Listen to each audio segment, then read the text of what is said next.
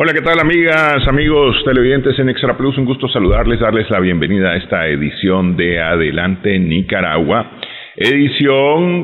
Última edición de el mes de septiembre. Ya prácticamente concluimos el mes de septiembre. Esta semana empieza octubre, ya el mes 10º de este año 2020. Como todos los lunes hacemos un recorrido por los principales hechos acontecidos alrededor de nuestro planeta, esta vez con el doctor Cairo Amador Arrieta. Saludos, Cairo. Muy buenas, saludos a todos, Néstor. Parecía que era una región relativamente estable, la región, bueno, digo relativamente estable, pensando en la vecindad, ¿no?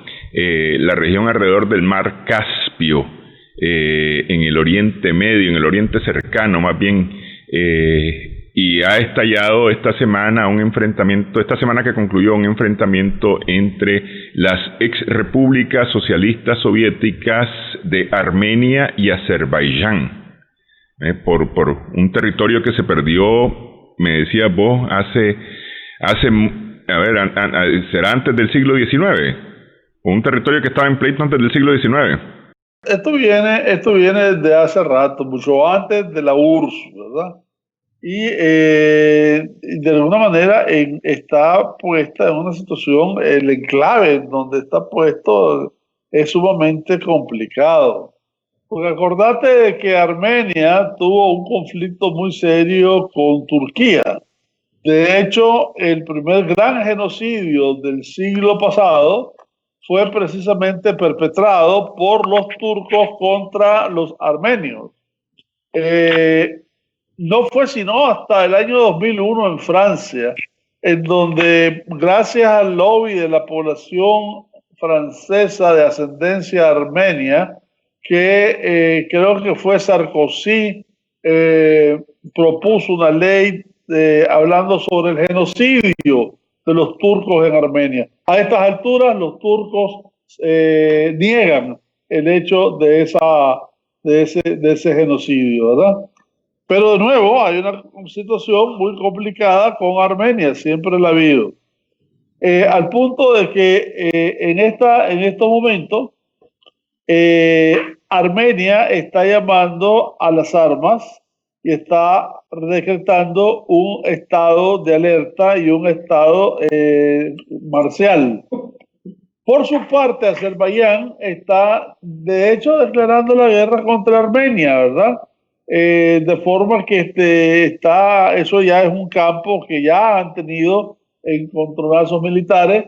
Armenia dice que por lo menos 200 soldados de Azerbaiyán han sido liquidados. Azerbaiyán no los reconoce, hablan de 24 entre los dos lados, pero lo más importante de esto es que esto de alguna manera, esta región del Canadá, de los altos del Canadá o de Nagorno-Karabaj, se independizó de alguna manera hace 30 años. Dicho sea de paso, constituyó su capital, que es Artakh, que nadie la reconoce. Es un estado independiente que nadie lo reconoce. Un estado independiente, sin embargo, pendiente o dependiente de Armenia. Exacto. Uh-huh. Y es una de las fronteras más militarizadas del mundo, más militarizadas que las de la India y la China, por ejemplo, ¿verdad? Y ha sido así permanentemente. No ha habido mayores conflictos, entre otras cosas, por la intervención de Rusia y específicamente de Putin. Pero esto era ya una situación que se prevé desde que comenzó, prácticamente no ha terminado. Azerbaiyán perdió en ese momento 13% de su territorio. Y además, el hecho de que Azerbaiyán es musulmán y que Armenia es cristiano, no lo hace un conflicto religioso, pero sí contribuye al desarrollo del conflicto, ¿verdad? Ciertamente no es un elemento que vaya a ayudar a conciliar a las dos partes. Azerbaiyán, por su parte, es mucho más rico que Armenia. Azerbaiyán produce petróleo y produce gas. De hecho, Azerbaiyán es el proveedor de alrededor del 5% del gas y el petróleo europeo.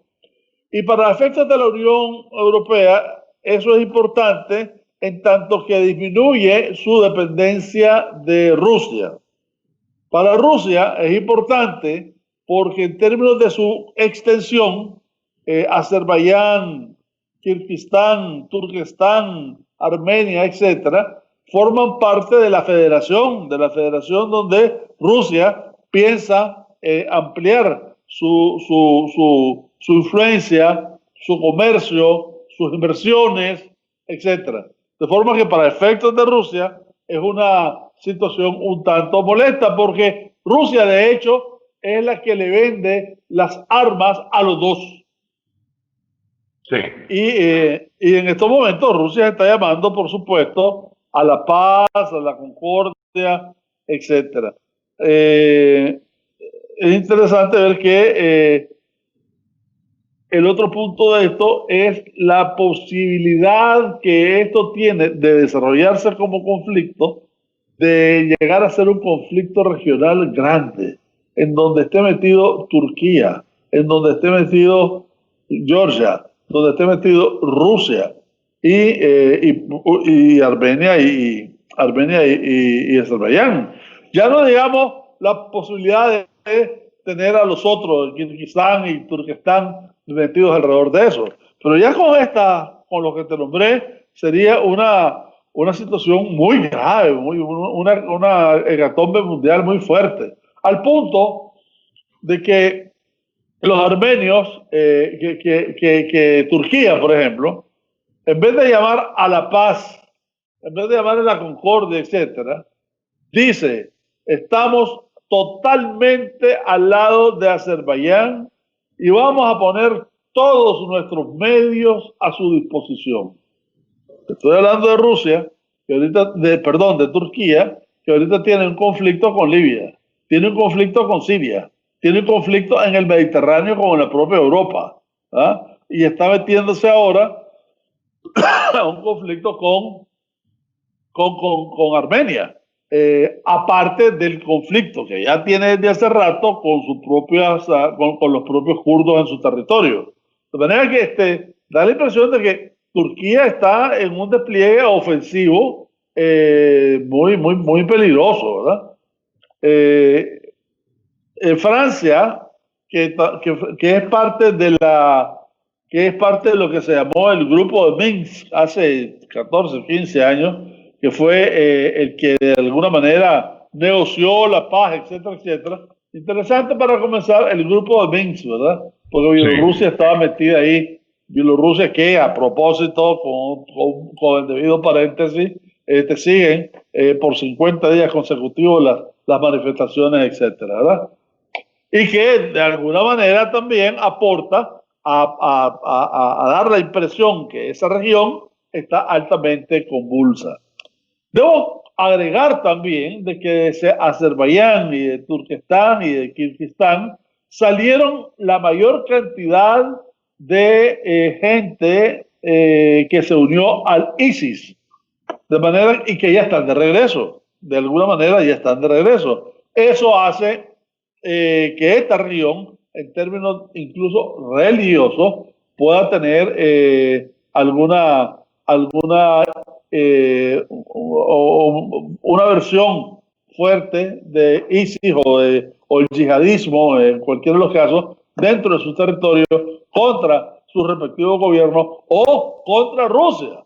Acordémonos que Rusia ha sido objeto de muchos ataques terroristas, aunque no se sepan, no se hable mucho de ellos. Han atacado edificios de apartamentos, han atacado el metro, han atacado escuelas, han atacado el teatro y han hecho cantidades de atentados, ¿verdad? De manera que todo esto da la impresión de una desestabilización de la zona, lo cual no le conviene a nadie. La Unión Europea, Francia misma, Macron está tratando de que las partes retomen el diálogo y pueda de alguna manera en esta fase que está iniciándose ahora tratar de darle una solución temprana. El Alto de Karabaj es una región que se independizó de Azerbaiyán y al no tener reconocimiento buscó la protección de Armenia, que es lo que tenía más cerca, ¿no? Esto es lo que crea el conflicto hace ya más de 30 años. Conflicto que en un momento dejó más de 20.000 muertos hace 30 años y que ahora está dejando otra cantidad de muertos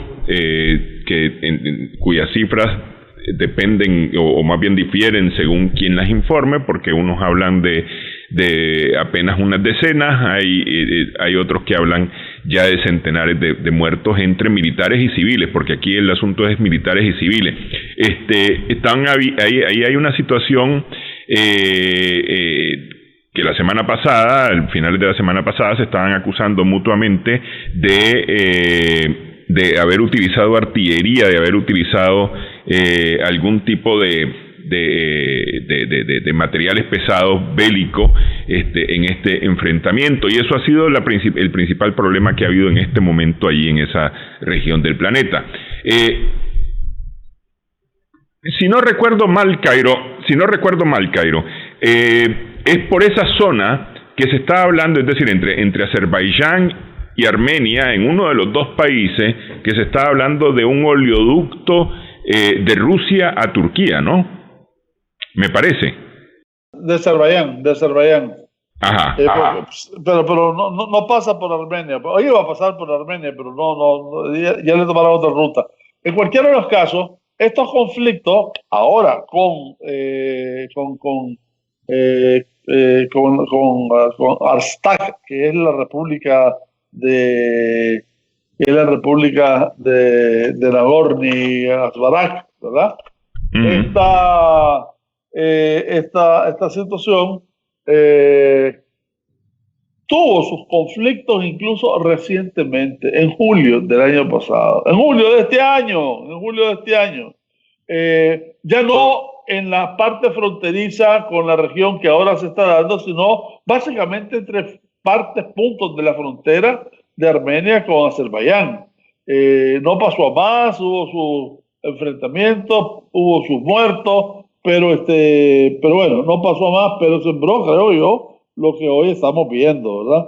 Y lo que hoy estamos viendo, tanto las Naciones Unidas como la Unión Europea, París, que te dije, con el grupo de Minsk, Estados Unidos, incluso Guterres con Naciones Unidas, etcétera, quieren que de alguna manera detener en este punto esa situación en términos de que ahorita todavía puede ser negociable y no se ha ido de las manos. Si se va de las manos y se vuelve un conflicto más grande, pues entonces las condiciones van a ser mucho más graves.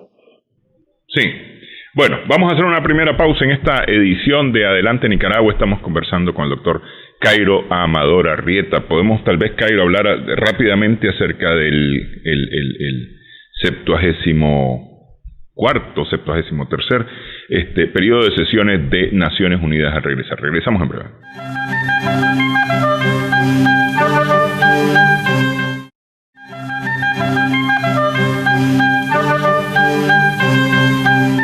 Seguimos en esta edición de Adelante Nicaragua. Estamos conversando con el doctor Cairo Amador Arrieta, el 75º periodo de sesiones de la Asamblea General de las Naciones Unidas, el evento más importante de las Naciones Unidas por cuanto son los jefes de Estado, los jefes de gobierno, los mandatarios, los que se reúnen normalmente una vez al año para tomar las más importantes decisiones de este órgano mundial. Las Naciones Unidas, conformado en 1948, después de la Segunda Guerra Mundial.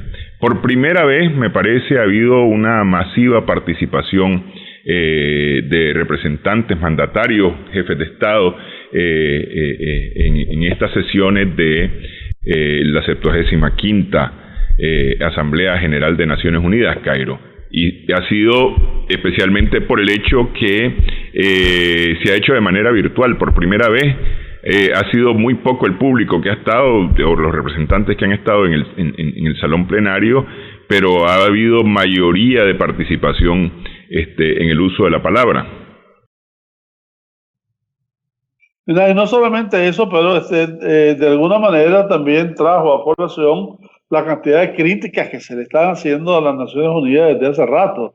Críticas que, entre otras cosas, apuntan a la composición misma del Consejo de Seguridad Nacional, que creen que ya no es representativo ni de la gente que hay en el mundo, ni de la fuerza que está en el mundo. Valga decir que están patrocinando la inclusión de la India, por ejemplo, o de Brasil, como miembros permanentes del Consejo Nacional de Seguridad. En términos de la Asamblea General, apuntan a que por muy representativo que sea y por muchas cualidades y algunas desventajas que tenga el hecho de que cada nación un voto, que es el elemento central de la Asamblea General, sus resoluciones no son incluyentes, de alguna manera tienen filtros, y uno de los filtros es incluso el Consejo Nacional de Seguridad. De forma que, y eso lo ejemplifican con la cantidad de resoluciones que han dado a Israel y que ninguna se ha cumplido. Por otra parte, hablan del presupuesto y que el presupuesto en la parte mayor lo tiene todavía Estados Unidos, aunque ya ha sido recortada ampliamente, y que Estados Unidos trata de alguna manera influenciar a las agencias a partir de su presupuesto. Al no lograrlo, ha bajado por un lado el presupuesto y ha disminuido su actividad misma, de forma tal que ya se ha retirado de varias de las agencias, la UNESCO, la OMS, etcétera. También unos apuntan a que el lugar de la sede, o sea, Nueva York, Estados Unidos no está cumpliendo con con el trato original, en el sentido que, por ejemplo, el año pasado no dejaron ir a ver a un hospital a la delegación de iraní, a unos diplomáticos iraníes en Nueva York que estaban con cáncer terminal, no lo pudieron ir a ver, o que o simplemente rechazaron la entrada al país a otros. Eso de alguna eso trae, actualiza el hecho de algunas ideas de cambiar de lugar la sede de Nueva York a otro país. Dicho sea de paso, el padre Miguel de Escoto en su momento era de esa posesión. Sí. Y por supuesto, la última situación que se dio con la OMS, en donde Estados Unidos salió de esa agencia. Los discursos han sido un tanto calmos. Nuestro canciller estuvo y puso los puntos sobre las IES en una serie de denuncias y demandas del gobierno de Nicaragua en contra de la injerencia de los Estados Unidos en nuestro proceso, etcétera. Chávez, quiero decir, Maduro, también hizo un discurso alrededor de esa temática. El Papa, que la Santa Sede no es un órgano propio de las Naciones Unidas, pero tiene asiento en las Naciones Unidas,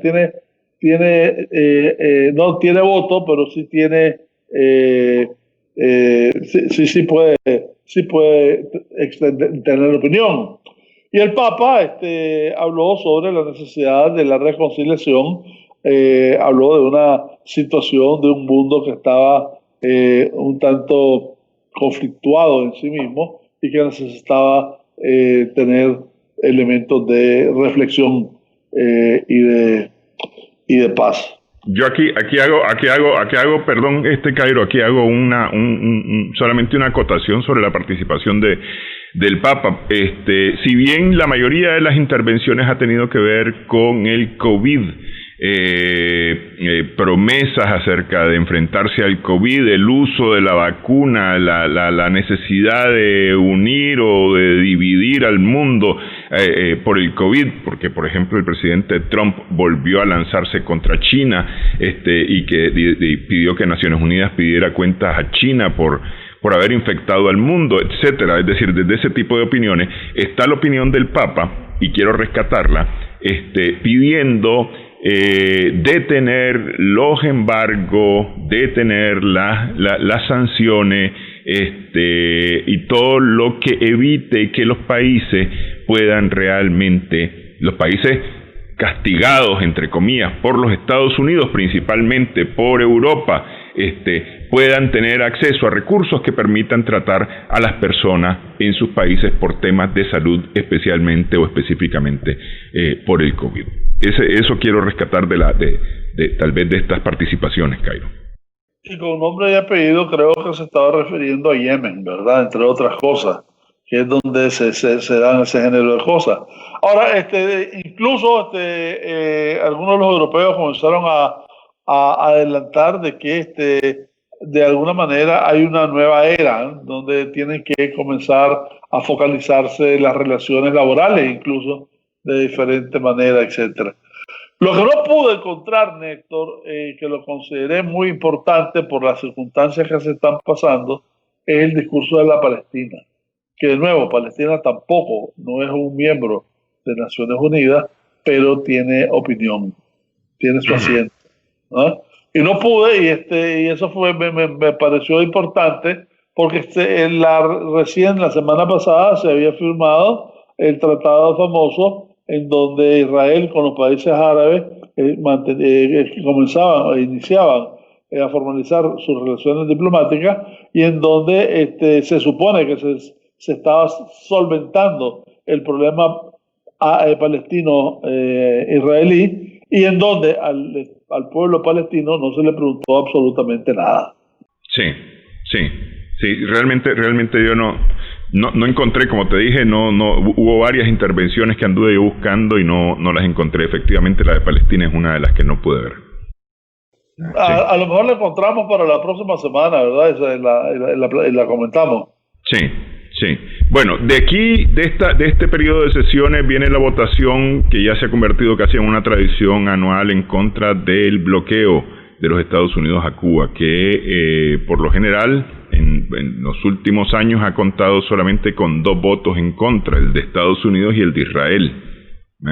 Vamos a ver cómo repite este año, cómo resulta este año esa votación. Yo entiendo que ese voto se tomaba en Ginebra, en el Palacio de Naciones de Ginebra, y desde hace 30, 40 años ha sido básicamente un dúo el que ha permanecido. Ahora es un trío, porque ya se le unió Brasil. Brasil, sí. Uh-huh. Bueno, pero en fin, pues es decir, es contra 180 y tantos países. Bastante la diferencia, abrumadora la diferencia. Hacemos una pausa, Cairo, nuevamente en esta edición de Adelante Nicaragua hablamos de Francia, elecciones en Francia. Volvemos en breve.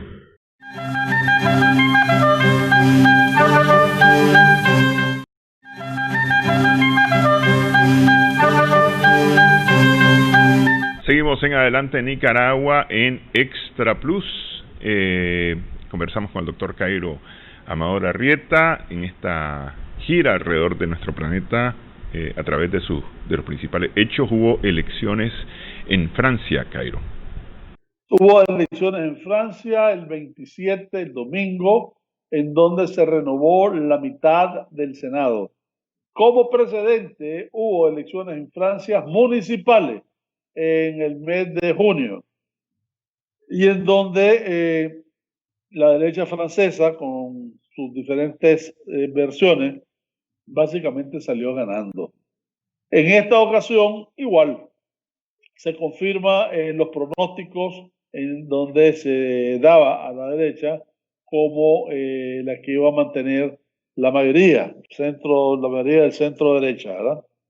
El Senado guarda su capacidad de ser un contrapoder frente al Ejecutivo.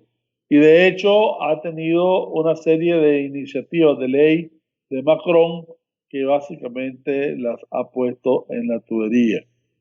El precedente de nuevo de las elecciones municipales, el partido de gobierno reafirmó en ese momento y ahora también su decadencia en términos de sus bases populares.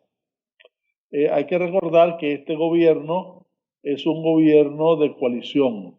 Este es un gobierno que, si no hubiese sido por las partes que lo ayudaron a ganar, valga decir, los otros partidos de centro derecha y centro izquierda, no hubiese tenido el poder. Es decir, Macron con el Partido de la Renovación, solo él no lo hubiera hecho. De manera que sucesivas elecciones como las municipales y las de ahora dejan en claro la debilidad estructural de sus bases políticas, y que en el caso del control del aparato legislativo tiene grandes repercusiones, puesto que le han detenido varias iniciativas. François Patriat, que es el jefe de la derecha, conserva su puesto junto con el secretario de Turismo Jean-Baptiste Lemoyne y el el ministro de Territorios de Ultramar, Sebastián Lecornu, que no van a usar sus puestos en el Senado, sino que se los van a dejar a sus suplentes.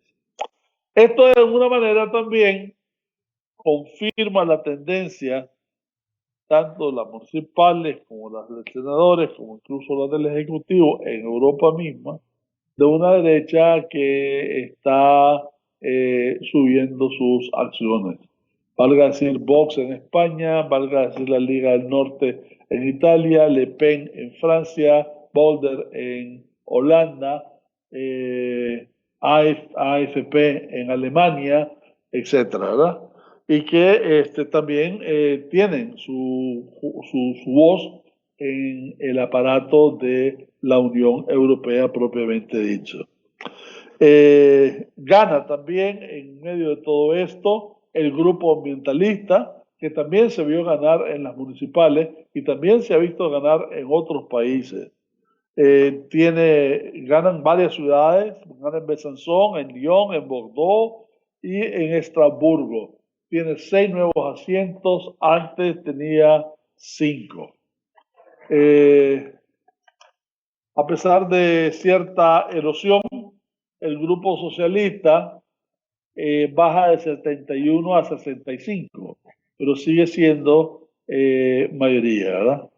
La unión de la izquierda sigue siendo compacta y como dicen, si alguna división se les presenta, francamente van al fracaso. El Partido Comunista Francés, que estaba de capa caída, ganó en esta ocasión 4 puestos en Bouches-du-Rhône y en Lorraine. Incluso hubo un nacionalista curso que ya tiene asiento en el Senado. Fue una fuente de disputa que de alguna manera no tuvo ningún conflicto ulterior, y que lo que me llama la atención es que el famoso chalecos amarillos no tiene una expresión todavía claramente política. Puedes decir que algunas facciones de derecha están representando ciertos elementos que tuvieron con los chalecos amarillos, pero como tal no tienen todavía una organización propia ni liderazgo propio. Y los chalecos amarillos que ya tienen más de un año de estar en protesta, ¿no? Más de un año de estar en protesta y haber paralizado prácticamente Francia en algún momento. Sí. Ahora, Eso te va a pensar, entre otras cosas, toda esta serie de movimientos que en el mundo se han dado últimamente, como el movimiento de Egipto, por ejemplo, el movimiento Tahrir, movimientos triunfantes, votaron al gobierno, votaron a Mubarak en el caso de Egipto, en el caso de los chalecos amarillos, pusieron en 3-2 a Macron, suspendieron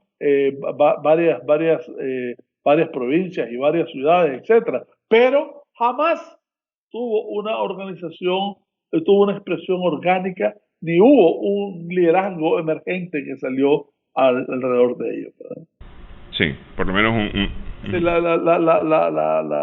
La experiencia fue, y la experiencia es hasta el momento, de que este tipo de movimiento que de alguna manera nace con cuerpo pero sin cabeza, pues no dura mucho tiempo. No dura mucho tiempo, pero sí mueve pisos, pues, porque realmente lo que es eso, es decir, poner en jaque a Macron, implica haber movido pisos. Otro lugar en donde hubo elecciones, y le comentaba a Cairo yo ahora más temprano, fue en Uruguay, elecciones departamentales, elecciones que permitieron un reposicionamiento, más bien una reafirmación de el poder del Partido Nacional, de Lacayo Pou, el actual presidente uruguayo, en las representaciones departamentales uruguayas. Solamente en 2 de los departamentos el Frente Amplio, que es el partido actualmente en oposición, el que entregó el poder recientemente a Lacayo Pou, logró posicionarse en estos 2. Uno importante, sin embargo, fue en la capital, en Montevideo. Ha sido el partido o la alianza Frente Amplio el que ha logrado ganar esa posición política. ¿Ah? Así están las cosas en este lado del planeta en cuanto a elecciones. Hacemos una última pausa, Cairo, para hablar de Estados Unidos. Hay varias cosas. Este martes hay debate entre los candidatos presidenciales y ya el presidente Trump ha anunciado su propuesta para reponer a la jueza Ginsburg. ¿Verdad? Regresamos en breve.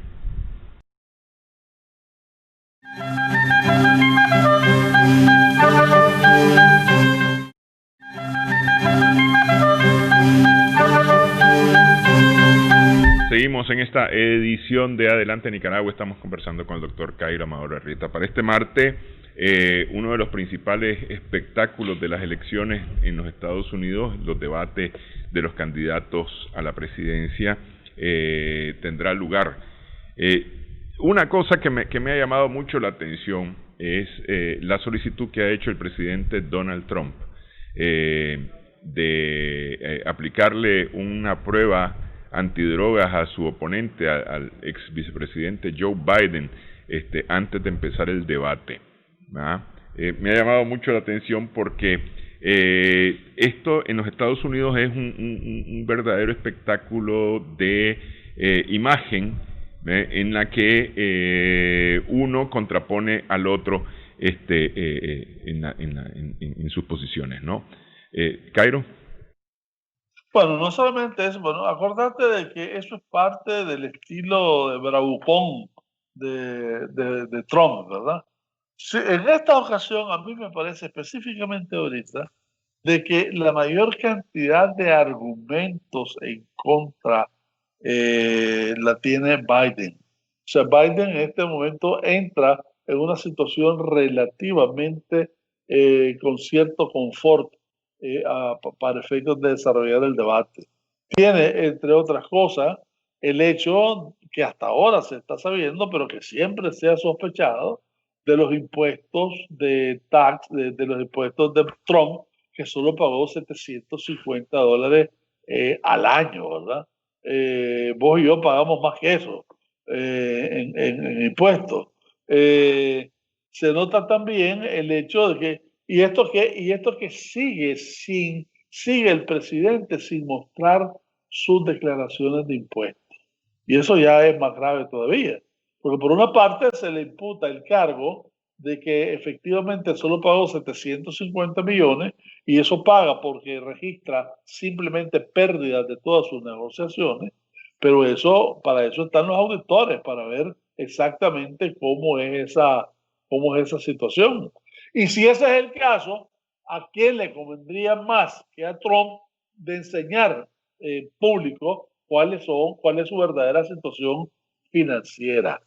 Dicho eso, también tiene en contra el hecho del manejo de la pandemia, que es enormemente trascendente para efectos de la gente de Estados Unidos. Aunque debo decir, como contraargumento de eso, de que me extraña de que, por ejemplo, Bolsonaro, que está entre los grandes de la pandemia, etcétera, etcétera, no se le haya afectado su publicidad el mal manejo de la pandemia e incluso ha aumentado su popularidad. Eso básicamente por una redistribución social que él está haciendo con las bases del PT en el noreste de Brasil. Pero vaya, apunto a que Bolsonaro está subiendo en medio de la pandemia su popularidad. También Trump tiene una situación que va a ser sumamente controversial y precisamente por eso divide totalmente al electorado. Va a haber un electorado que se va a ver reafirmado y que se ve reafirmado por las decisiones de Trump, específicamente con el nombramiento de la señora Amy Coney Barrett como postulante para ser magistrada en lugar de la señora Ruth Bader Ginsburg. Y esto lo digo porque lo que esto significa tiene unas enormes proporciones. Ya lo habíamos hablado la vez pasada, pero te lo repito rápidamente.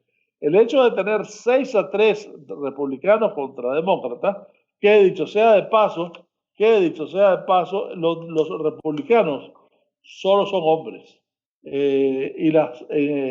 Los republicanos solo son hombres y los demócratas eran 4 mujeres, eran 3 mujeres y un hombre.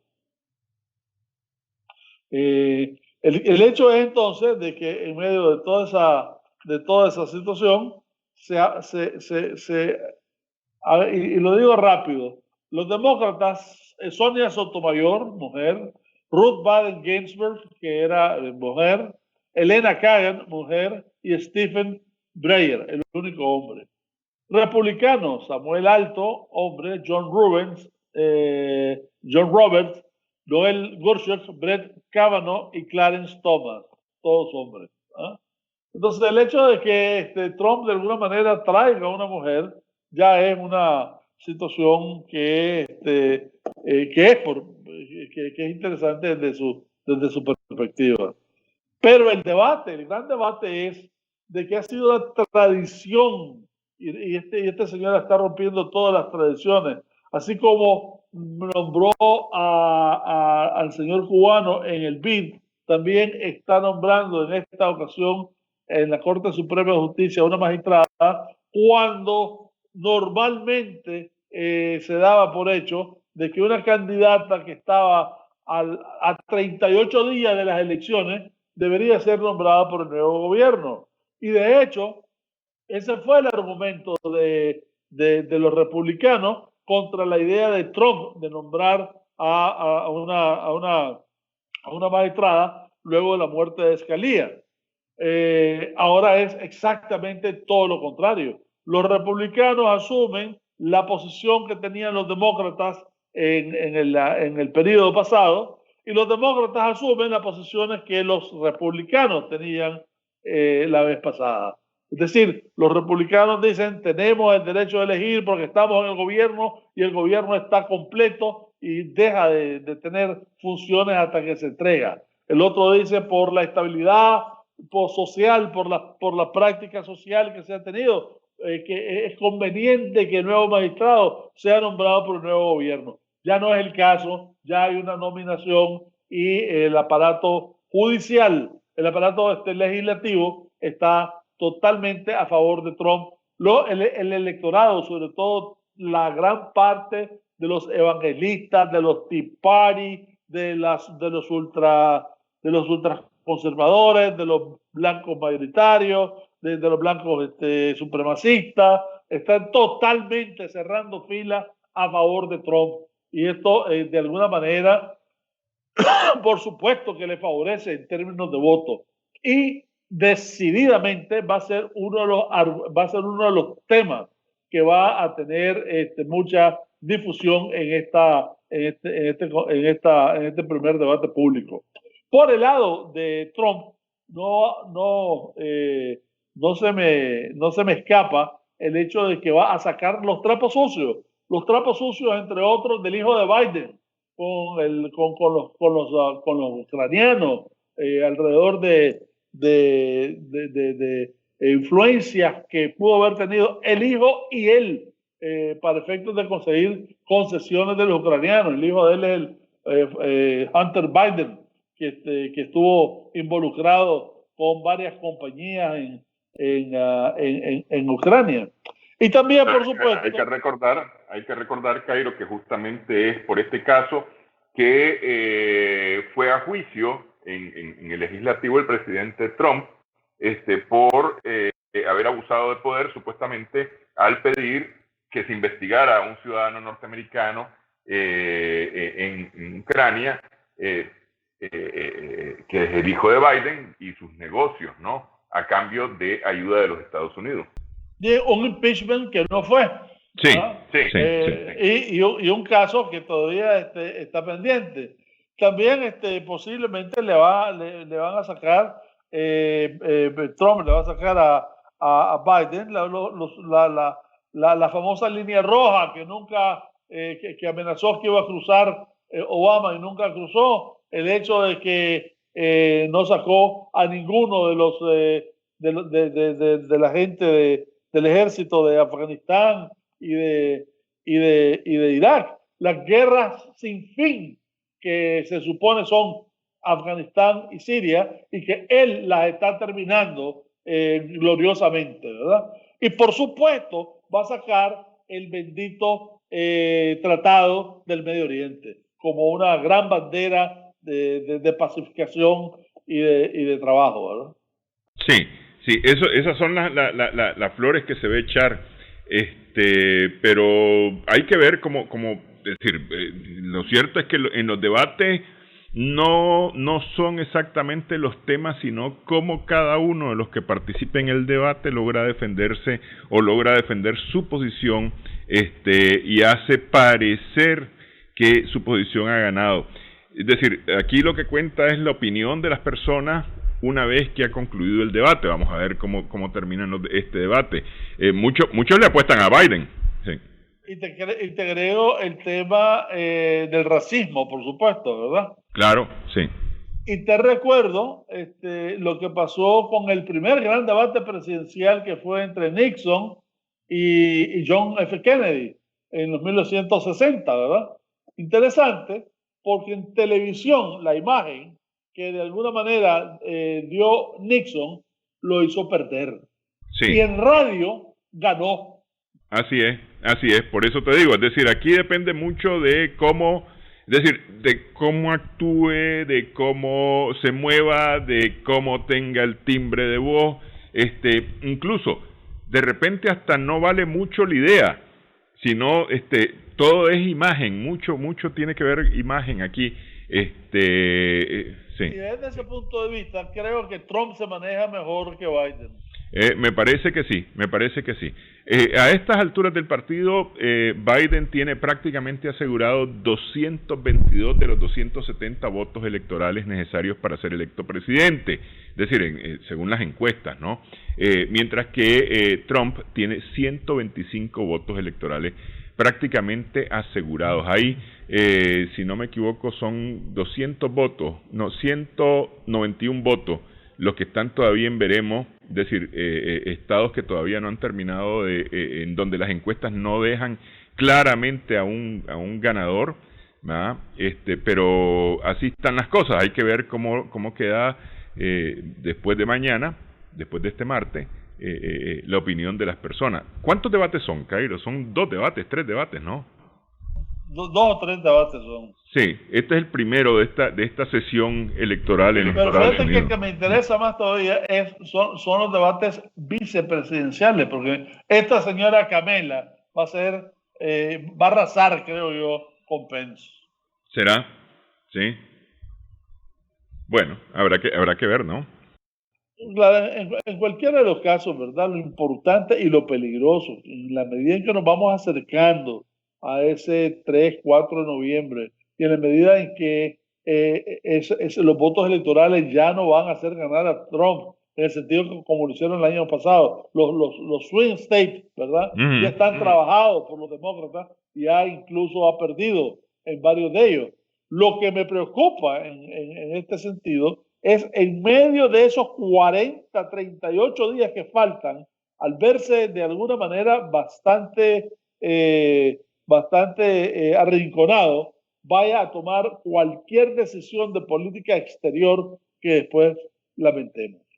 Sí, ese es uno de los grandes problemas que se enfrentará en estos prácticamente mes y 10 días, ¿no?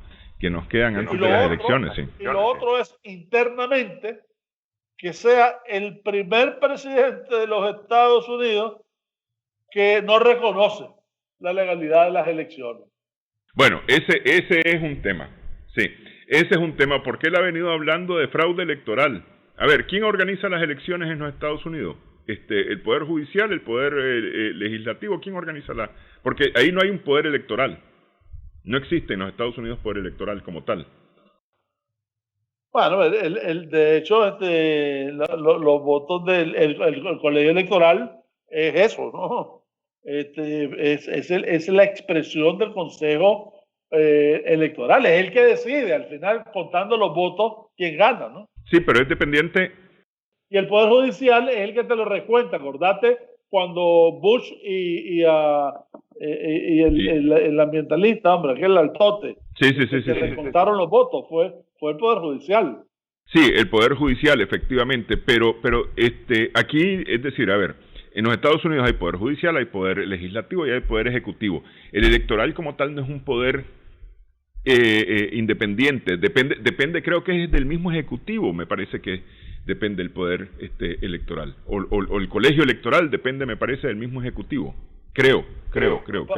Falta del Ministerio de Justicia, pero no te lo puedo asegurar. Sí, por eso te decía, me parece a mí que depende del Poder Ejecutivo. Porque, es decir, se organiza justamente para las elecciones, para las primarias, es decir, tiene presencia casi todo el tiempo, sin embargo, no es un órgano independiente como en otros países, como aquí mismo en Nicaragua, que son órganos independientes. Es decir, aquí hablamos de 4 poderes del Estado, en los Estados Unidos hay 3 poderes del Estado. Y es el presidente Trump que está hablando mal de su poder electoral o de su sistema electoral, diciendo que va a haber fraude, un fraude que organiza su propio gobierno. De alguna manera, Cairo. Sí. ¿Ves? Así es. Sí. Entonces es como una locura. Ahora, ¿qué se dice de la participación de los rusos en esta ocasión o de agentes extranjeros?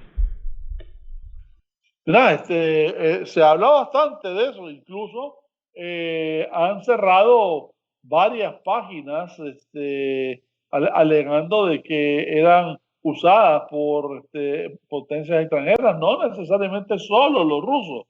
Aquí pueden meter en ese paquete a los norcoreanos y también incluso a los iraníes y posiblemente a los chinos.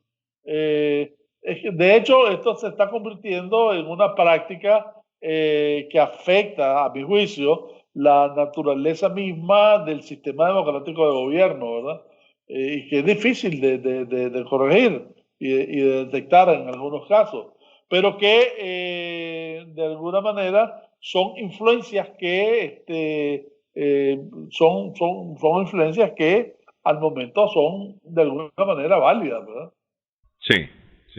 Bueno, así están las cosas. Vamos a seguir pendientes, por supuesto. La próxima semana hablamos de los resultados de este primer debate presidencial con Cairo. Esperemos que ya podamos también conversar con Humberto acerca de los resultados y ver además cómo se mueven las encuestas tras ese primer debate electoral.